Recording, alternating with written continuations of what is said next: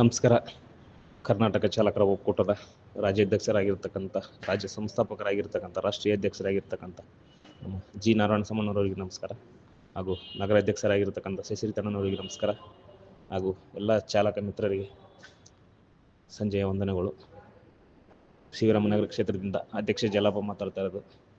Sir, ಇದೇನು ಒಂದು ಮಾರತಳಿ ಭಾಗದಲ್ಲಿ ಚಾಲಕರ ಮೇಲೆ ಹಲ್ಲೆ ಆಗಿತ್ತು ಕಸ್ಟಮರ್ಗಳಿಂದ. ಅದನ್ನೇ ನಿನ್ನೆ ನೈಟ್ ಆಗಿರೋದು.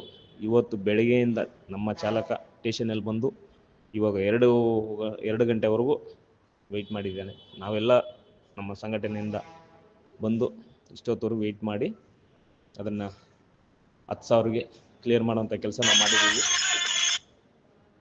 ಇಲ್ಲಿಗೆ ಒಂದು ಮ್ಯಾಟ್ರ್ ಕ್ಲೋಸ್ ಆಗಿದೆ.